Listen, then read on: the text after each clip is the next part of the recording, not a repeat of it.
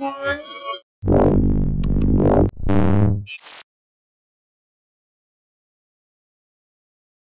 I'm Nicole Scott from Mobile Geeks, and this is Sasha Pallenberg. That's me. We're here at CES 2014 at Unveiled. So this is a press-only event where we get a sneak peek at, well, hopefully to get a head start on the chaos that is about to emerge tomorrow on day 0. Well, definitely. I think, I don't know, we have like 30 appointments tomorrow 30. on the very day 0. Day Today 0. is day... -1. Jeez, it's kind of confusing, right? Especially after coming from Taiwan, and I have like a little bit of a jet lag still. It's minus 16 hours, so it's kind of weird. But once again, Unveiled is quite interesting, and there's a huge line that you can see already in the background.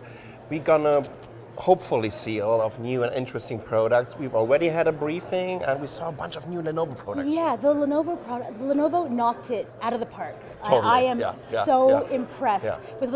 I mean, and admittedly, Sasha and I are already Lenovo fan boys and girls. Yeah. And there's a reason for that. I loved the Lenovo 11S. I know you did the hands-on video with that, but I was really impressed. What do you think? Well, I think, you know, but whether it was the notebook line, the ultrabook line, the new tablets, the new smartphones, was kind of interesting because not a lot of people know how big and important actually Lenovo is on the smartphone market, because it's mainly happening in mainland China so far. But now they have some kind of new flagship device, especially that new Lenovo Vibe Z, right? This is absolutely brilliant. 5.5-inch Qualcomm Snapdragon 800. So I mean, pretty much the latest components that you can get, and they will definitely have an impact on the Western market with it. No, for sure. And Lenovo's even expanding into the home media center with the Beacon. I was blown away, and I'm in the market for a new like home entertainment system kind of setup. A nice computer, has a dual-core Atom, and it has a really nice interface. Right?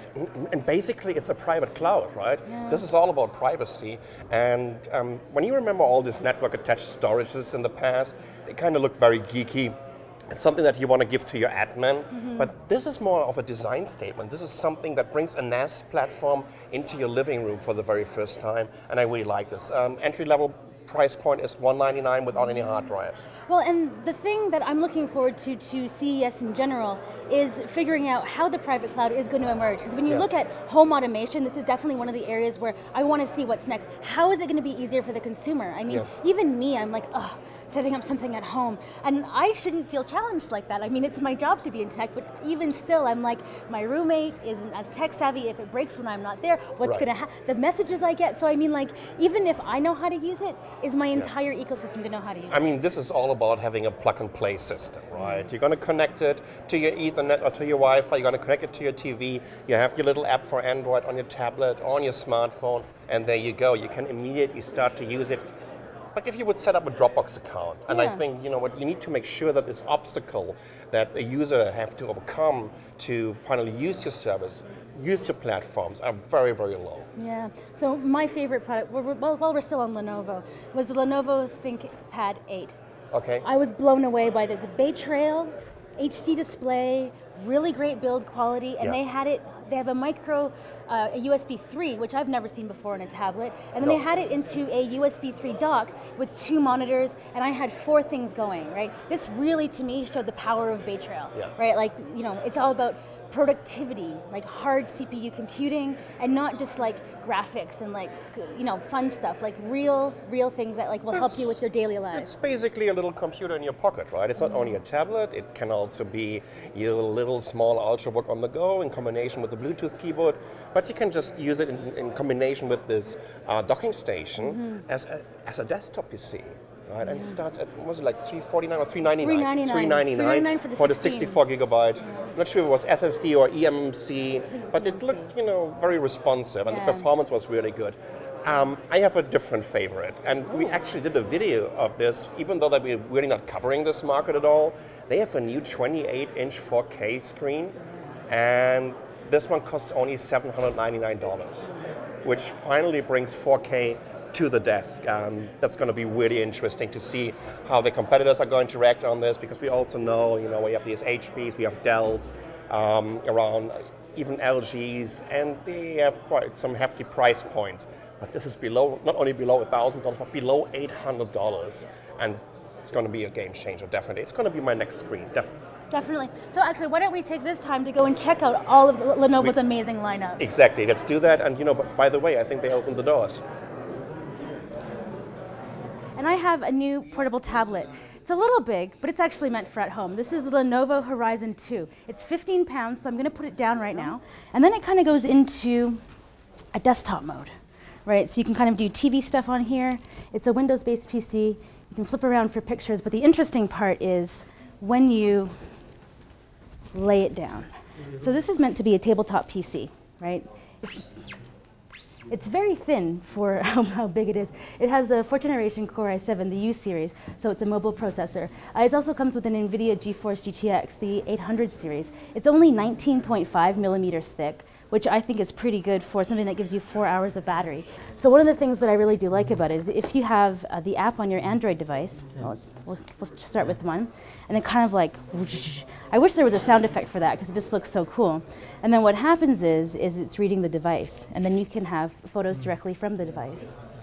The display is actually 2560 by 1440, and it's a 10-point multi-touch. So you can see that the individual photos from each of the phones has come up. So you can actually share the photo into their phones, so you can kind of do some like multimedia sharing. And I'm sure that you've seen the original Horizon that was released last year. This is an improvement on it in terms of, I think, design and build quality as well.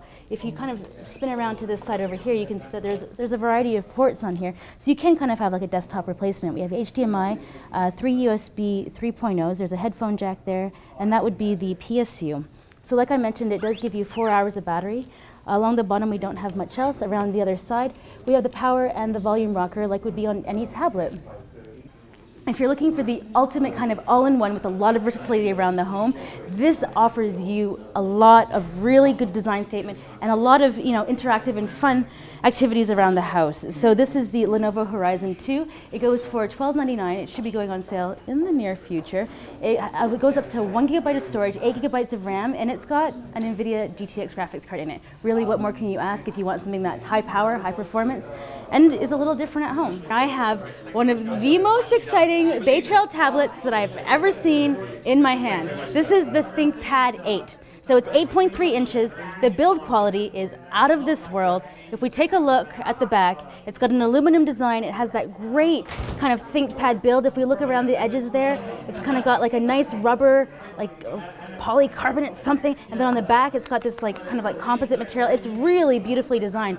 It's running the quad-core Bay Trail processor, so this is kind of like that mid-range processor for mobile that will allow you to be productive, because if you just look behind this tablet, you have this ThinkPad 8 with a micro USB 3 into a USB 3 dock, and then this tablet is powering 2 monitors, right, with a keyboard. Right, and Bay Trail actually is robust enough, like CPU-wise, to be able to handle this kind of multitasking. So here we have the videos. So this is actually playing over Wi-Fi, so this isn't always the smoothest experience because there is a lot of devices here in the room. But once this gets going, what's really cool is that we can have 3 monitors on the go at the same time. And because this is Windows 8, we can put our mouse up into the corner there and grab it. Oh, a little bit more. There we go. Grab that, we just pull that over, and then you see it happens up there. And because this is Windows 8 Professional, we can take advantage of all of the Windows 8 features. But let's just kind of head to the tablet. We'll just remove this awesome cover that's magnetic for just a second. And if we take a look at the back, we have a 8 megapixel camera here on the back with flash, right? And if we get to walking around the system, which I got distracted by before. So with the power button, volume button, here's the USB 3, which is fabulous. Down on the bottom, there's the audio jack. There are 2 stereo speakers there. I always kind of like it when the stereo speakers are on either side of the tablet, because I always feel like it's kind of like mono in one direction, but it still has stereo speakers. Same as the iPad, kind of same general location, and you can hear. This tablet's getting in the way because it's a little bit loud. So on the other side here is that micro HDMI, very nice. So then we have our micro SD card, and we have a SIM card slot in there. So this is like a real Road Warriors tablet. And the thing that I should point out is that this is 8.3 inches, 1920 by 1800, right? So this is actually a full HD display, which is exactly what we would expect from something that's really going toe-to-toe with the iPad mini, absolutely. So in thickness, it's 8.8 millimeters thick, and it only weighs 0.92 pounds. This is going to be on sale in January, so we actually don't have to wait very long to get this into our hot little hands. One last thing that I'm going to show you. You see that? Awesome. Boop. What's cool about this magnetic cover is obviously it turns the tablet on, like you would expect with any magnetic cover. Flip it around to the back. I can't use the camera. Oh wait, they've thought of that. So flip that down, and because it's magnetic, it automatically puts the tablet into camera mode. I don't know, I'm kind of in love. I might want to make out with this tablet if it was a person. $399, woo! All right, and with the Bay Trail quad-core processor. So don't be fooled. This is a processor with hard CPU power that can like really take some like real number crunching, and you can actually be productive on this tablet like you would on like a netbook or some sort of other ultra portable device. You can actually replace your laptop if you want to do some light computing, some like trips on the road. So like this is a proven CPU that can handle multitasking and productivity. So I can't stress it enough, kind of in love. Here at the Lenovo pre-show looking at the Lenovo Beacon, which has the Intel Atom dual-core processor. Pretty much it is a private cloud storage for your home. And you can upload all of your media devices, directly connects with your TV, and controlled by Android phones, but if you have an iOS device, you can use AirPlay to access the media and use your iPhone to access the data part of things. So we have 2 HDDs in here, and pretty much you can do up to 3 terabytes per hard drive for a total of 6 terabytes for storage. And we're gonna head over to our Lenovo Guru to check out the interface and how this works with an Android device. What you see here is being able to control and access the media from the phone itself, so no mice, no tablets, no extra hardware necessary, just your finger and an app that comes with it. So that is a look at the Lenovo Beacon. It's going to be starting at $199, coming very soon, probably towards the spring. And essentially, this is going to be able to connect all of your media devices to create your personal and private cloud at home. No Amazon storage necessary.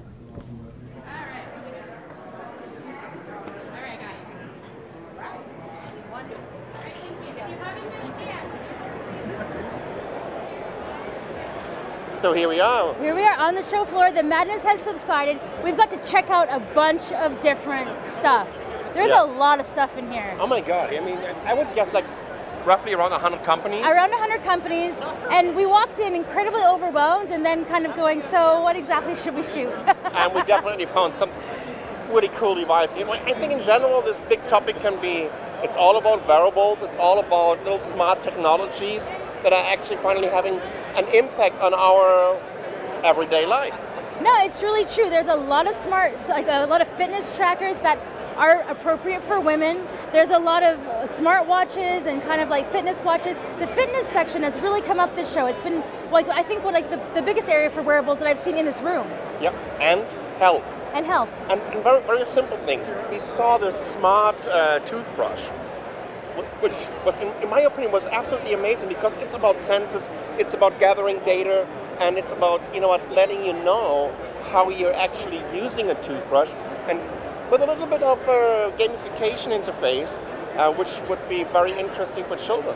No, and so what I really love about what I've seen in this room is that the sensors aren't new. The accelerometers, the temperature gauges, none of this is new. But the algorithms and the thought that these companies have put into making something really dynamic and interesting and useful, this is what's new. Right? No, absolutely.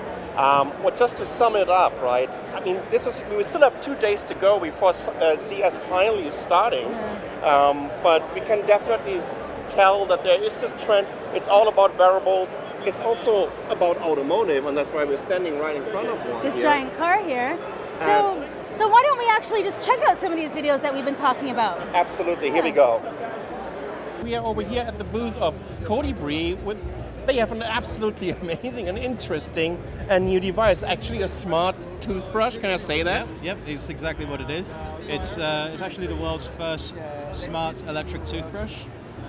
What it does is it's able to use a number of sensors inside of it, a magnometer, an accelerometer, and a gyro, and it uses those three sensors to monitor how you're brushing your teeth, where you're brushing your teeth, how often you brush your teeth, how long you brush your teeth, all sorts of different matrices that you may need to or want to know. Okay, and then it's kind of collecting it and bringing it on an app to your tablet or smartphone or whatnot. Yep. What it does is, as you said, it literally does that. It takes all this information and it puts it into a score. And this one that I have here, it's a very simple example of how it's going to work. Okay. This one just uses the amount of time that you've been brushing. So, you turn it on and it starts a counter. Once you turn it off, it shows you how long you've been brushing for, as well as how complete your brushing is, and a score of how your brushing is. So it's a little bit of gamification also integrated into exactly, it. Yes. Now the other thing is, you can view how your brushing habit has been. If we go over here, we can actually compare your two children. And, Here we go. Here we go. Now it's getting interesting. Now you can see that Pamela has been far more consistently brushing her teeth for longer. And Bobby over here hasn't quite been as consistent. And you can see here, this is where you've had a word with Bobby because he's not brushing his teeth as he should be. Yeah. And it clicks with him, and then he's suddenly paying attention. He's actually brushing his teeth. This toothbrush actually does have an API. Okay. So I can actually develop apps for it. Exactly. Fantastic. Yeah. And you also have a wireless with charging port, which is kind of interesting, right? Yeah. So can you tell us a little bit about the availability and the price? Okay, so the availability is third quarter of 2014. Okay. So we still got 6 months development time to go. So and to figure out the pricing then. The pricing has pretty much been figured out. It's ranging between 99 and 199. That's not too bad. I mean, you only have 32, 34 teeth. Yeah. How much is your teeth worth? Exactly. And here in my hot little hands, I have the Acer Iconia A1 tablet. This is an Android tablet with Intel inside. It's got a Clover Trail tablet at 1.6 gigahertz. Let's take a closer look. The Acer Iconia A1 is a 4x3 format with an SD display, so that's 1024 by 768. But it's an IPS panel, which I think has very good viewing angles. And one of the cool things about this tablet is it does have 170-degree viewing angles, and Acer's taken the time to kind of up the quality of the IPS panel, and it has no gap, right? So actually between the touchscreen and the panel, there's actually no air gap. So this actually makes the tablet a lot more responsive. So this is actually running Android 4.2. This tablet should be released in March, and at that time, shortly after, sometime in Q2, they should be updating it to KitKat. So you can see around the side that we do have a micro SD card slot, which means that the 16 gigabytes can only be upgraded if you do it yourself, which is actually a very budget alternative. Around you can see we also have the volume rocker as well as the power button. Around the top we have a micro USB port, headphone jack, and I believe that they are shipping this with a 5 megapixel rear-facing camera. The back of the tablet is actually aluminum, so they've actually increased the quality of the design. Now if we take a look around the bottom of the tablet, you can see that there are 2 stereo speakers as well as an Intel Inside sticker, and because we're getting this early, it is an engineering sample, but the quality overall does feel really, really high. If you kind of take a look at the way that they've done the bezeling, it's very similar to what's on the iPad mini. The Acer Iconia A1 tablet is a budget tablet with an amazing price point. You're going to be able to get it for $169 for the 16 gigabyte version, and you have to, as I mentioned before, expand it yourself. So this should be available in March. I would love to show you something that we usually not really covering, and that's the screen. I immediately fell in love with it, and that's not only a matter of the price point, but also a matter of the design. That's the ThinkVision Pro 2840M. Wow, geez, what a name. So this is a 28-inch 4K screen. Can you take a look at this price point? $799 US. I remember these 32-inch 4K screens coming out in 2013 for like $3,000 to $4,000. So that's a 28-inch for $799. That means finally 4K arrived on our desk, and it will definitely arrive on my desk. I tell you that, because I mean, just look at this quality, the image quality of this device. That is absolutely beautiful. And what I also love about this screen, let me just try to turn it around a little bit so you can see this hinge. Now look at this. So I can just move it up easily, but guess what it can also do? How cool is that? Well, it only goes into one direction. But once again, I mean, let me just show you the desktop. Holy shit. Once again, I am not a display expert. We're not covering displays. But I have to work for 12, 14, 16 hours a day in front of a display. And guess what's going to be my next display? That's a ThinkVision Pro 2840M. I still have to get used to this product name. It's a little bit complicated. But again, for $799, 28-inch 4K, that's a game changer. Yeah, we're taking a look at the new Lenovo Yoga 2, which is an 11.6-inch device with 1366 by 768 resolution. This one is running on the Intel Bay Trail Pentium processor. That's a quad-core. It has 4 GB of RAM and a 500 GB hard disk. It's running Windows 8.1, and due to the fact that it's called the Lenovo Yoga, you can just do the magic that you know already from the very first Lenovo Yoga generation.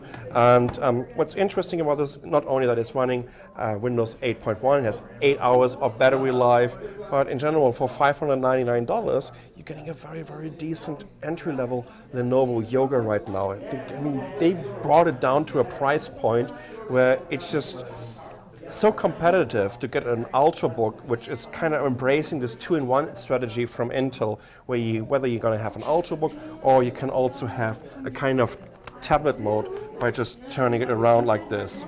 Right? Let me just flip it back to the Ultrabook mode again, and let's take a quick look around the device. So we have a connector for the PSU. There's a USB 3.0. That's an SD card. That's an HDMI out. On this side we have a power button. This is going to stop the accelerometer in the device. There's a volume rocker here, connector for your headset, and this is a USB 2.0. The device itself, it says it's like 3 pounds, so this should be roughly about 1.3 kilograms. It's gonna be available right now, starting at $599 US. A brand new Lenovo Vibe Z. That's a 5.5-inch smartphone running with running on the Qualcomm Snapdragon 800 quad-core SoC at 2.2 gigahertz. This is actually a 4G or LTE version, coming with a 5.5-inch display. I told you that already. It's a full HD one, 1920 by 1080. It has a 13 megapixel camera on the back and even a huge 5 megapixel camera on the front. It's only 7.9 millimeters thin and weighs about 145 grams, which is just really light. It's running Android 4.3 Jelly Bean. Let's take a quick look around the device. So we have a volume rocker over here on the left side. There is a micro USB here on the bottom, and we have a little, like for your SIM card. I guess you put your SIM card in there over here. You can't really open it, and therefore you also can put a micro SD card in there. There's a power button here on the top and a connector for your headset. Let's take a quick look at the device itself. What you immediately realize, this is the Lenovo launcher or the Lenovo customized version of Android. So therefore we don't have this kind of app view. Everything is running on this one level. So whether you're going to place your apps over here or you're going to place your widgets over here. So let's just take a quick look into the settings. System, here we go, getting there. About the phone, yes, this should be 2 gigabytes. Yeah, there we go. And let's see the version information, Android 4.3. In general, what's quite interesting is it is very light for a 5.5 inch, and it's also going to be very competitive in terms of the pricing, because this will be $549 US. So this should be on the same level as, geez, how much is the Samsung Galaxy S4 over here in the US right now? Is it already under $500? I can't tell you how much it's going to be on contract over here in the US. It's going to be available in February, and once again, quite interesting, pretty cool display. Let's check out the viewing angles over here. And again, with the Qualcomm Snapdragon 800, it offers you a very, very decent performance. I'm kind of missing some specification in terms of the battery they used for this, but I would guess this should be at least a 2600 milliampere hour battery. Not so sure if this might be even a 3000 milliampere hour battery, because it's still quite thin and it's also quite light. So this is the very first look at the new Lenovo Vibe Z. And here we have the Meizu MX3, which is probably one of the coolest Android devices I've seen so far at CES Unveiled. And as you can see, the interface here is really nice. It's Prime OS 3.0, which is based on Android 4.2, 5.1-inch display, 18 by 1080 resolution, 2 megapixel front camera, and a 8 megapixel camera on the back. It comes up to 32 gigabytes, though it comes up to 64 gigabytes, but only the 32 and 64 gigabytes are NFC enabled, and have a 2400 milliamp battery, smart 8-core CPU, 2 gigabytes of RAM, no LTE on this one, plenty of wireless compatibilities from Wi-Fi, Wi-Fi Direct, Miracast, Bluetooth 4.0, ambient sensors, and a whole lot more in terms of GPS. And as you can see, the interface here is really different, kind of iOS style actually, but really nice, really smooth, very minimal at the end of the day. And again, it's probably one of the slickest devices that we've seen so far. Really loving the interface here. Unfortunately, since this isn't LTE enabled, it's not available for the US, but rumor has it that an LTE version will be announced at MWC, so maybe the US will get some hope, and we'll see this very soon. And that's the Meizu MX3. So what was your favorite over here at CES Unveiled? Well, it's got to be the Meizu phone so far. I mean, that display was like, are you sure it's 1800 on a smartphone? This would be the very first display that has this resolution, 1800 by 1080. You know what? I'm pretty sure that this was any kind of typo, mistyping thing. It was just a mistake. Yeah, it was definitely a mistake. But even though that we've been using it in our videos because we weren't sure anymore. Yeah, but I mean, it's nice to see Chinese companies trying again to make an impact. Huawei's kind of like rolled back a little bit, but Meizu's coming up, and their UI is nice. I really like it. One of the coolest devices, or one of the coolest smartphones here at CES Unveiled anyways. Great build quality, super light, super thin, and super powerful. I mean, it's using an octa-core, so this is a big little technology, a quad-core ARM Cortex-A15, a quad-core ARM Cortex-A7 combined. This is a very, very decent device, and I'm pretty sure that the price will be very competitive. Yeah. So let's go from like one of the coolest gadgets we saw to some of the uncoolest gadgets that we saw. I don't know, what would not that be? uncool. Well, so actually, Corvina Raven from She Geeks is with us, and she's been running around going, what the is this? What is this? So there's actually a lot of stuff here at the show that we're wondering where they got the money to make it. So what was it? Well, let's go. Let's get her to show us. Let's show. They are absolutely right. We have seen plenty of what the fucks at CES Unveiled. Starting off with True Keyboard. That was a big what the fuck. I don't know who the fuck would use that, why the fuck they would use that, where the fuck they would use that. It was probably the biggest what the fuck of CES Unveiled. This is a keyboard where you type from the back. So what were your first impressions of this? My first impressions were it's a little big and a little bulky in terms of size. I'm not sure if I would use something like that to replace a regular keyboard. It's an interesting concept, but the execution of it is just kind of clunky. Definitely. I mean, it's I'm not sure who would buy it. I see that it's targeted at the healthcare sector, but I still don't I couldn't even type my name. Maybe if you have like arthritis in your wrist or something like that, that might be a better fit. She's reaching there, grasping at stars. Far. Otherwise, it's just cool to look at. Very cool to look at. I'm not sure if it's actually usable though in real life. Second, mother scared the shit out of Nicole. What the fuck? Talk about spying on everything and everyone that you love.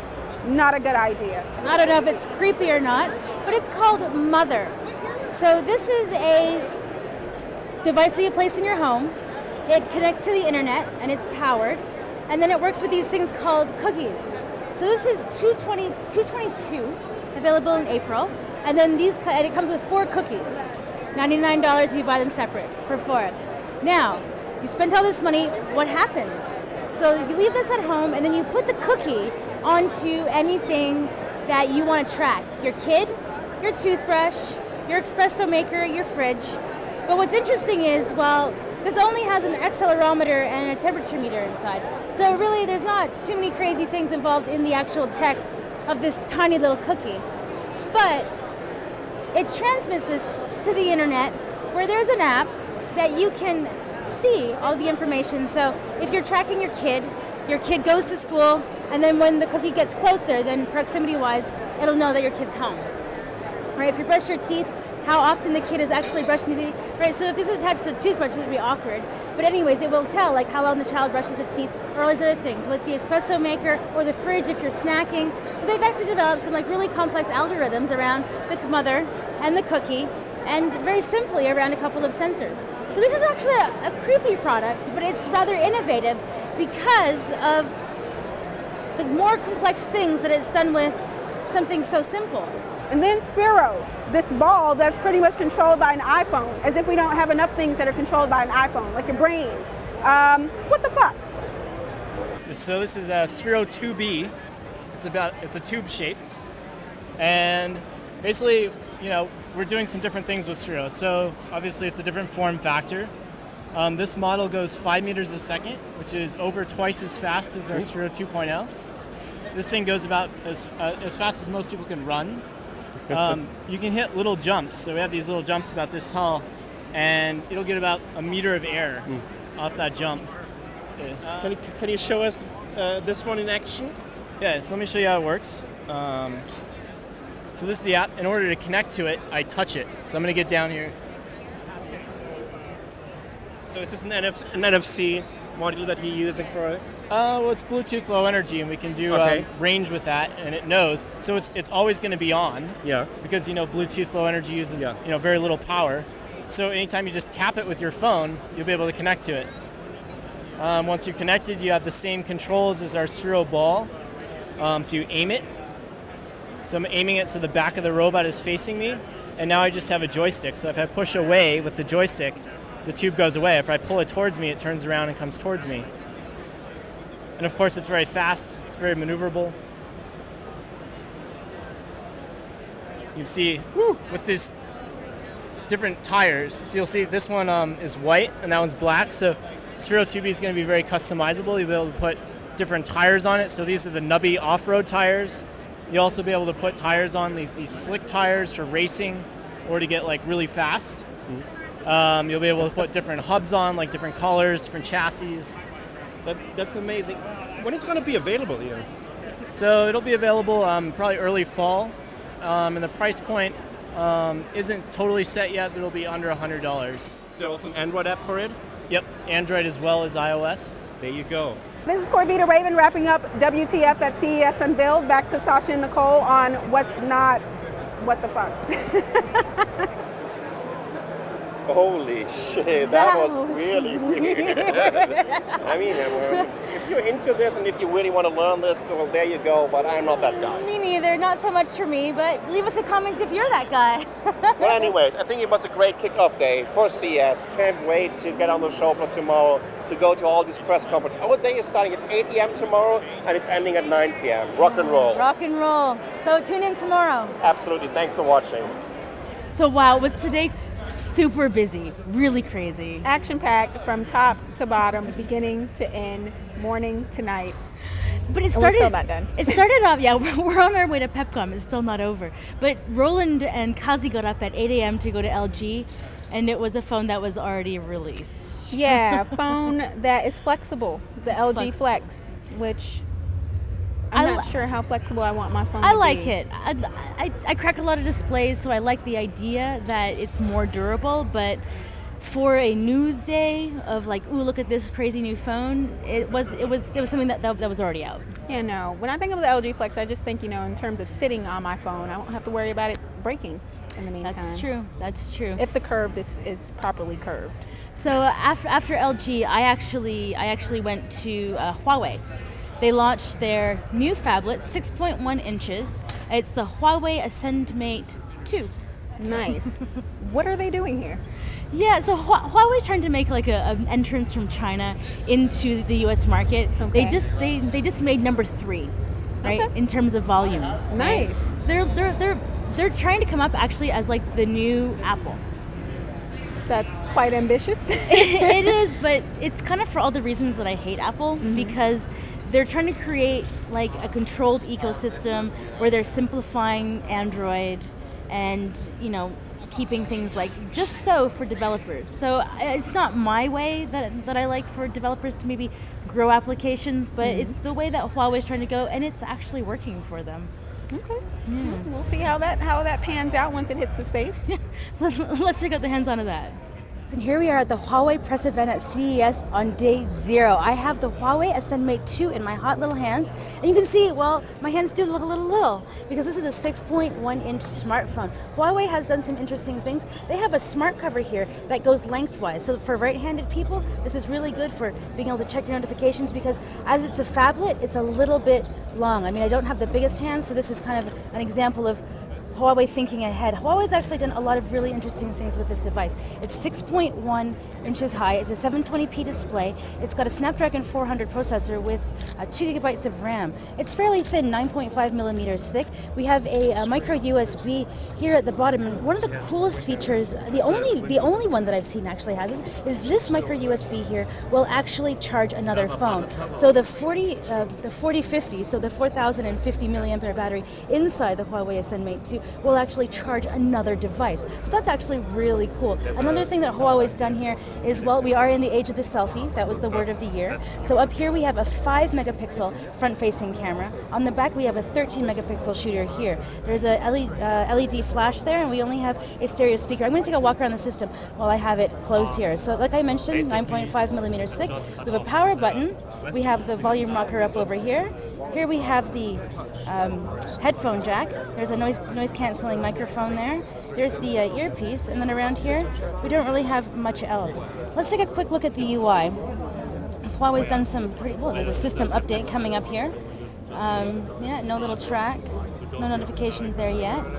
They have some one-handed experience. They do have a glove mode, which is nice. About the phone, let's just check out. It's a quad-core 1.6. Like I said, it was the Snapdragon 400. Oh, 2 gigabytes of RAM. Sorry about that. 16, resolution of 720, running Android 4.2.2, and their Emotion UI. So they've actually kind of dumbed down Android a little bit. The CEO in the press conference said, oh, Android's a little complicated. We've made it simpler, right? So they have, a fairly basic interface here. There is a dual SIM option up here at the top, which I really like to see. But let's just go into the camera mode because I feel like you should meet our cameraman, Dan. Let's see here. So here we have the rear-facing camera. Let's say okay. We're going to agree. So this is the first time the camera's been run. So let's just see. Let's try to take a picture. Oh, let's not take a picture of that. Okay, let's go in here. Let's take a shot here. Ooh. It's a little unstable. Let's see. Let's zoom in. 13 megapixel. That's. You can see that he's got fuzzle. It's a little pixelated, but I guess not too bad. But one of the cool things that I want to point out here is let's just switch this to the selfie mode, right? So if you see here, they've put a preview picture right up here so that I'm looking where oh, there it is. Come on. Oh, yes, it's gone now. There we go. So my eyes are looking in the right spot so that I'm looking in the center. The other thing that I want to point out with the selfie is they put a beauty level. So this is going to make me younger. Yeah, so it's smoothing out like my wrinkles because I'm so wrinkly. Sorry guys. Anyways, so like Huawei's taken the time to put some really interesting features into the Ascend Mate 2. And the UI seems fluid.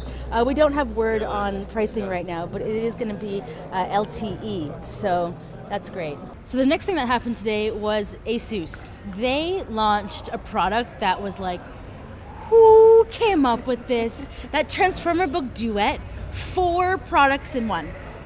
Pretty much, yeah. Because it's a Core i7 tablet running Windows and Android, and it has a dock with a 1 terabyte hard drive. Yes, though it has 128 gigabytes of hard drive space already built in. And so for consumers, that's great in terms of options. Now you don't have to choose between 2 really popular operating systems that are pretty much competing these days. But for developers, that creates kind of a headache, a nightmare on one hand, and on the other hand, it does have its benefits. So for the cons is that now you have to choose which one are you going to develop for. Are we going to develop for Windows or are we going to develop for Android? But at the same time, in choosing that, because it's the consumer is able to pick and choose which operating system they want to boot in between, you do get the best of both worlds. You're able to hit consumers that would normally just be on Android all day once they're booting into the Windows 8.1, and at the same time, folks that are only on Windows, if you're a developer for Android, you get to hit that market as well. So you can do some cross-pollination, and at the same time, it just might create a big nightmare of how that's going to actually work out. What if you have applications on both operating systems? Then, well, and as a consumer, how do you choose between both sets of applications? I mean, x86, like Windows, these apps have been around forever, right? And Windows now has their own Metro, their own app store, and the apps on Metro maybe aren't as good as some of the apps on Android. Right? This is true. So you can even choose between which app you're going to download in which operating system. Yes. Right. So like that really does present like the ultimate in choice. It does, but at the same time, at the end of the day, as a consumer, you're probably going to stick with one more so than the other. But I do like the way that, so it's this whole 2-in-1 idea, but like this is like Intel's 2-in-1 idea, but on steroids. And in an operating system, it's in software rather than hardware. I think I like it better in hardware.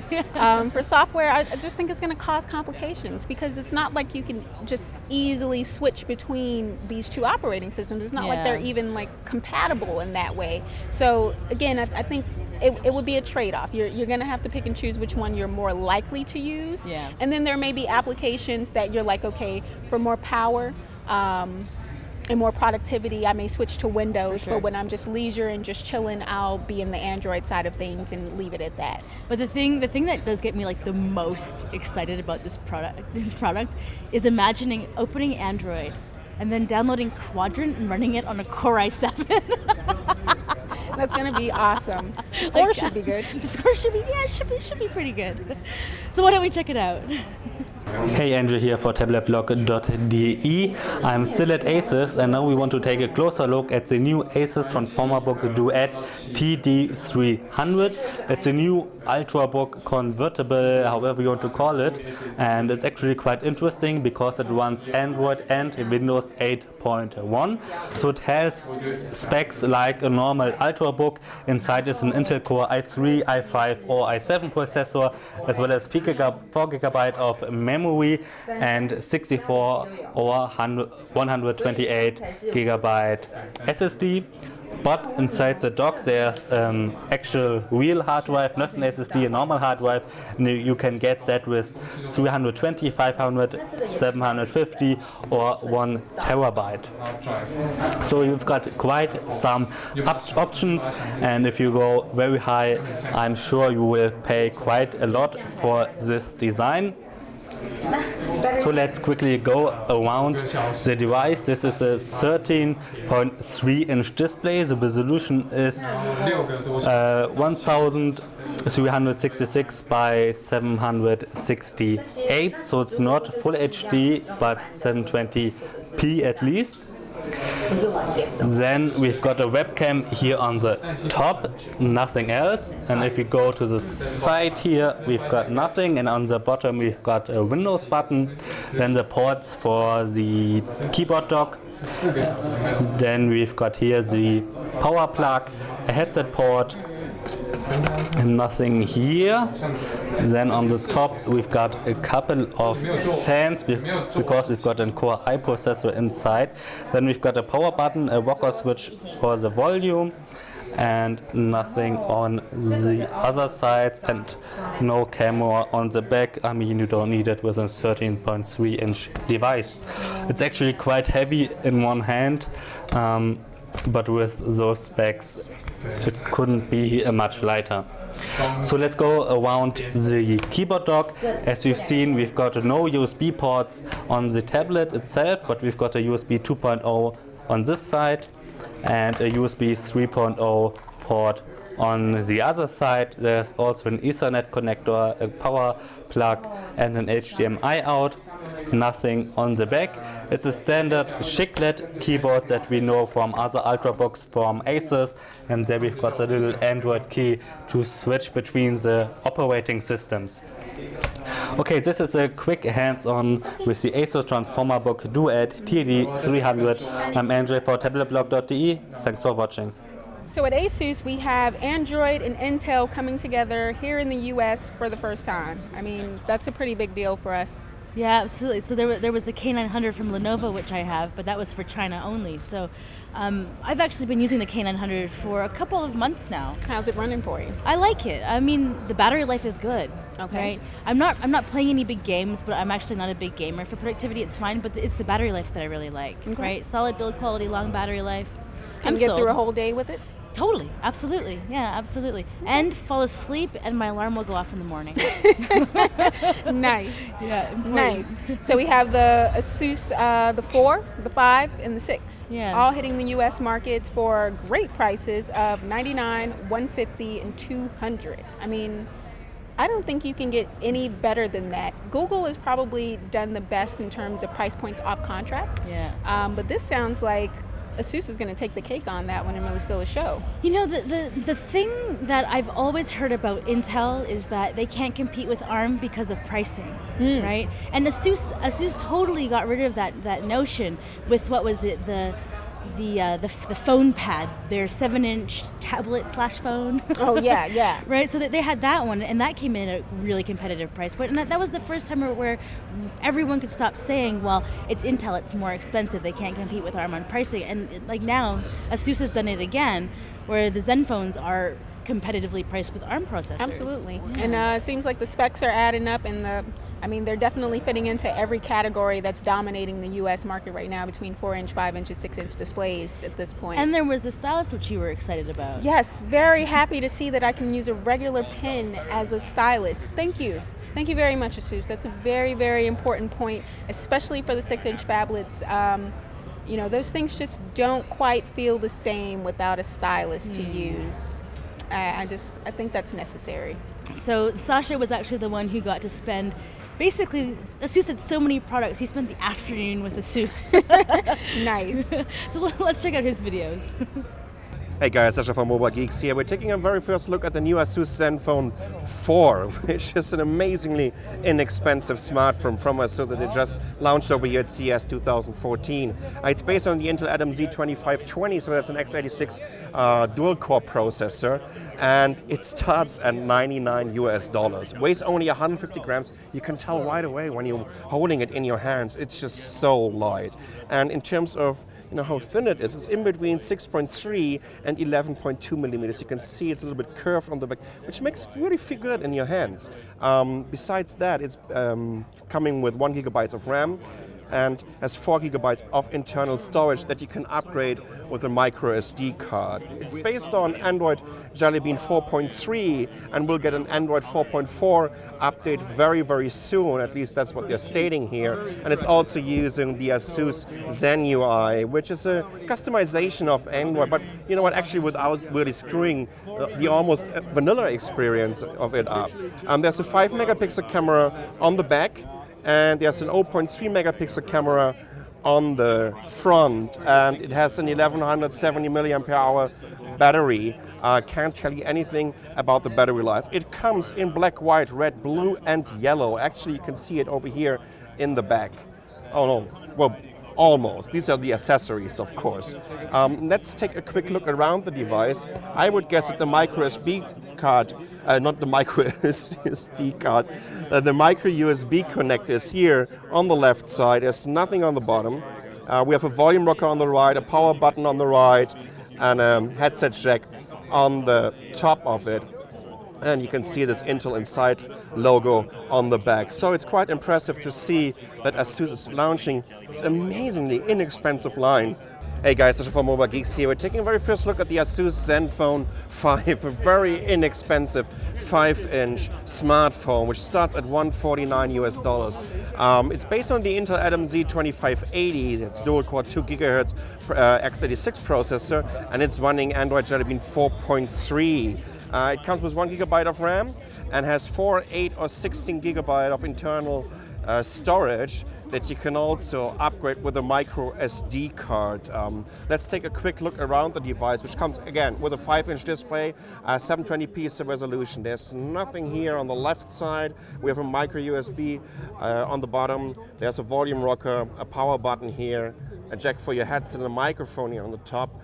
And then there's a camera on the back, which is an 8-megapixel one using the Asus Pixel Master technology, while they're using a 2-megapixel camera on the front. It only weighs 144 grams, which is like, feels super light.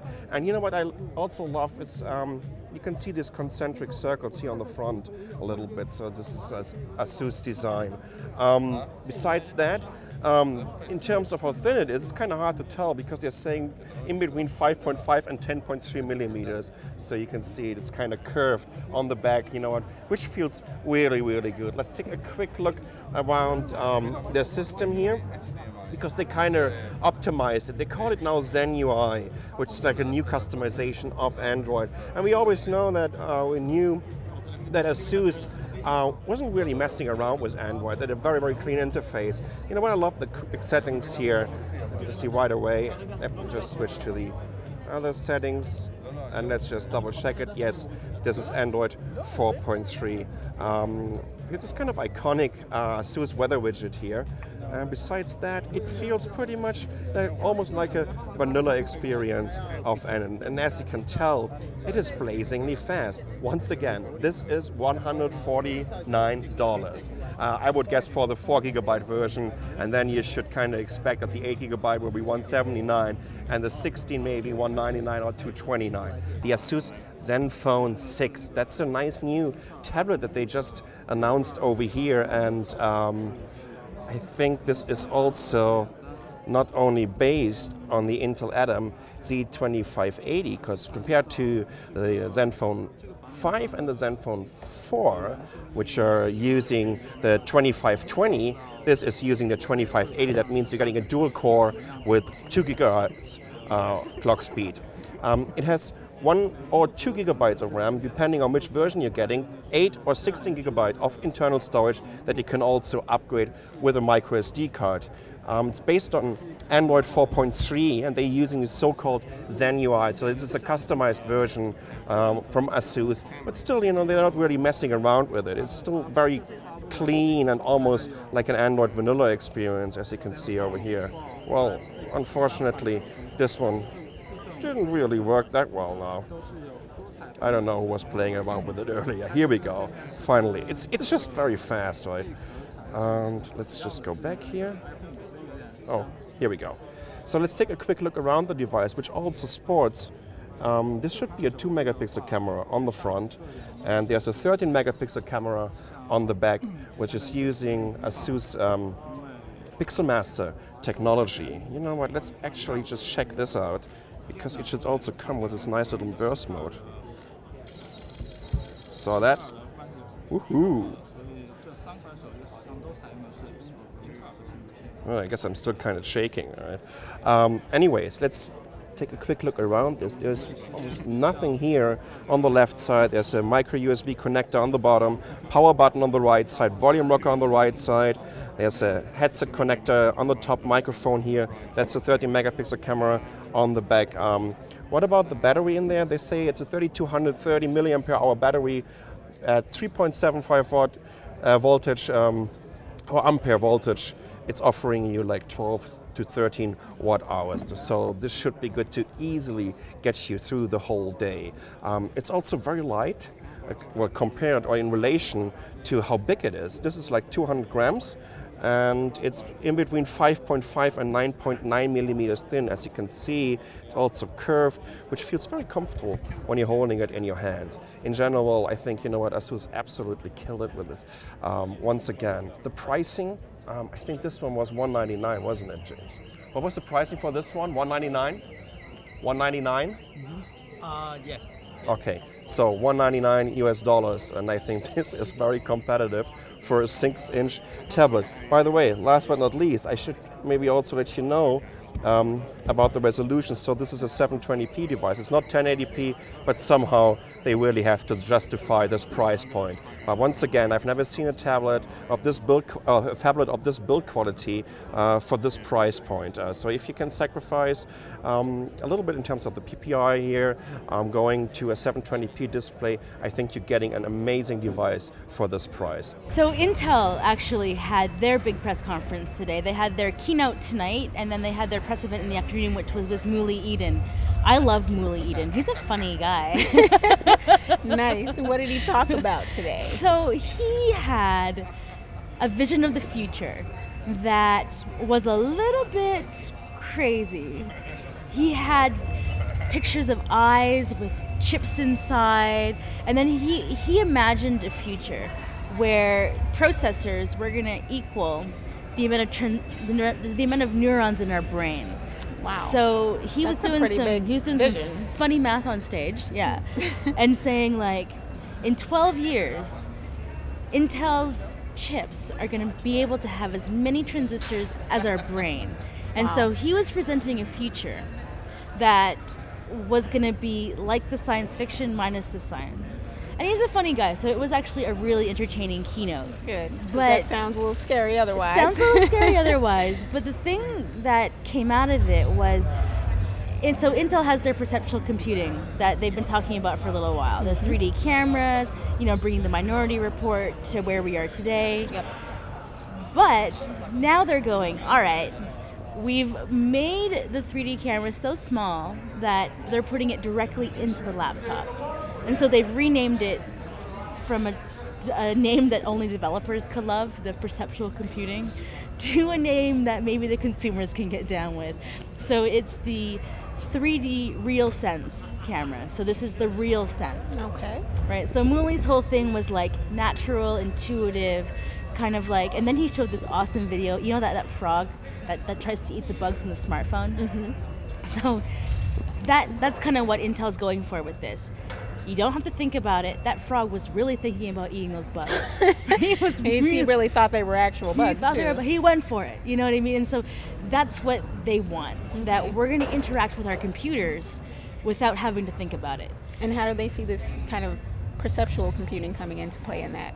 They had a lot of really cool games. And actually, you and I are heading to the booth in the morning. So we're going to get some real hands-on time with them, right? So we're going to really play around with them. But they showed some of the developers playing around with them today, and they were having like, I was excited to watch it because they were just like smiling and having such a great time. What were they doing? Well, there was this one game, actually, why don't we just show it?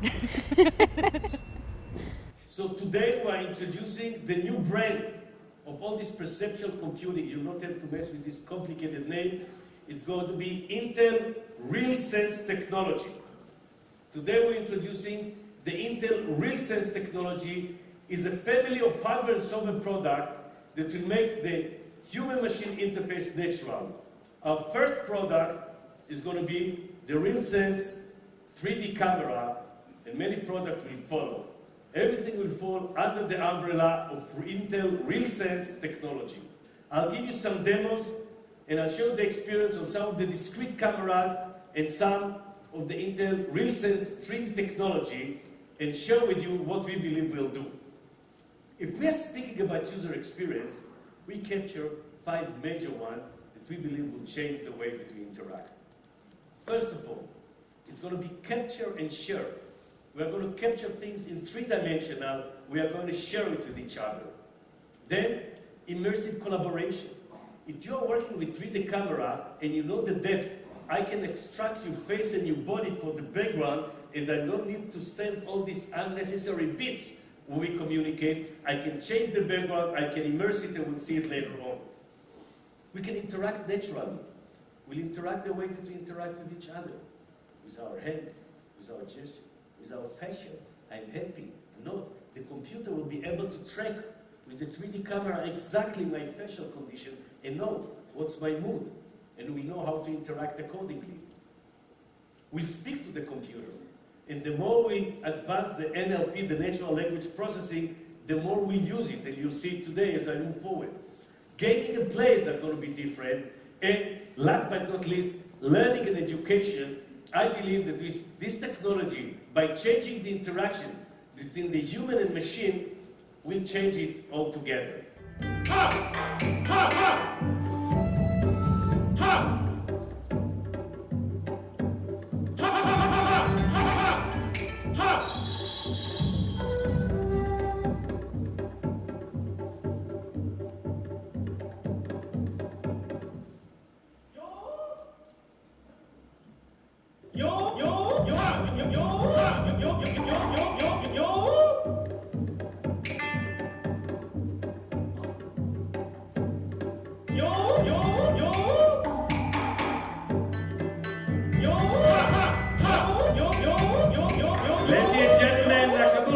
Thank you very much.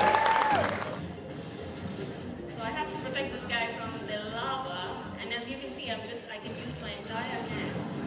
But the others are killed. So Samsung is continuing their dominance of every single screen size that you could possibly think of with the new Tab Pro and the Pro Note Pro. The lineup that It's a lot of looks pros and exactly tabs. like the other tablet, except maybe it's a little bit smaller. They kind of all look the Yeah, same. one is more for a horizontal format, and one is more for a vertical viewing. And so the Note Pro is the horizontal format. It's starting at 12.2-inch display. The Tab Pro is a full lineup starting at 12.2 inches on down to 8-inch display. It goes boop, boop, boop. They look exactly the same. They just get a little smaller. There really doesn't seem to be a big difference in terms of outside of screen size. The features are still the same, and features rolling over from their Galaxy lineup as well. There really isn't a big difference there, but you know, you can't. I don't know if I should give them credit or think they're insane for needing to dominate every single screen size. And I wonder if they're doing this to experiment and find out what is that perfect screen size. Like, if there's one company that's doing it, it's definitely Samsung. Like at a lot of their booths, they're the only ones that have like a prototype area, right? They often have that area, and we freak out when we go inside. But if you hang out there long enough, and this happens every time I'm in their prototype area, they're like, "Can I conduct a survey with you?" Right? So they are looking. okay. Right? They actually are, but I'm not sure if they should bring it to market. Maybe they're taking a little too far there. Too far. Yeah, no. So congrats to Samsung on 4 new screen devices. And so far, the most memorable press conference of the show. Michael Bay. Michael Bay. Let's tune into that. Michael Bay.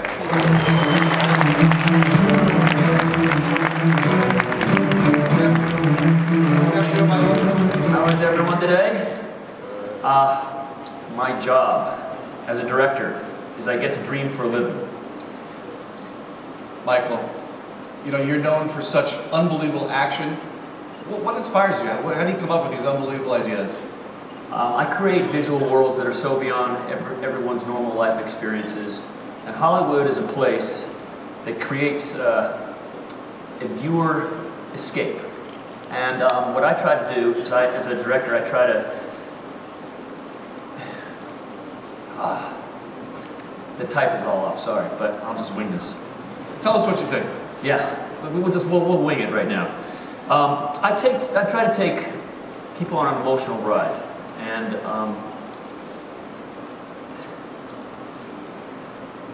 the curve. How does it? How do you think it's going to impact how viewers experience your movies? Excuse me, I'm sorry. I'm sorry. Okay. Ladies and gentlemen, let's thank Michael Bay for joining us.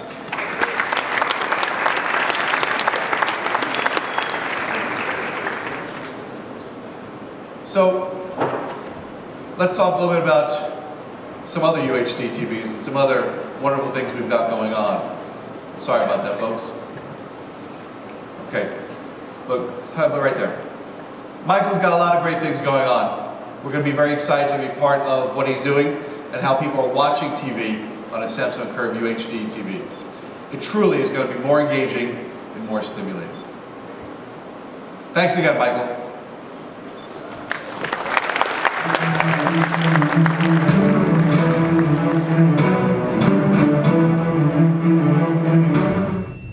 So that was the festivities before the show even started. Yes, and it was quite a bit action-packed, and there is more tomorrow on the first day of CES. Yeah, so we're going to be heading to Intel's booth for their press preview at 7 a.m. I'm going to die. We're going to die. But we're going to have a lot of fun because we're going to be playing those new games on the new Perceptual Computing SDK. Computing. The RealSense. RealSense. That's how you get into real gaming. Real gaming. All right, stay tuned. All right, see you next time.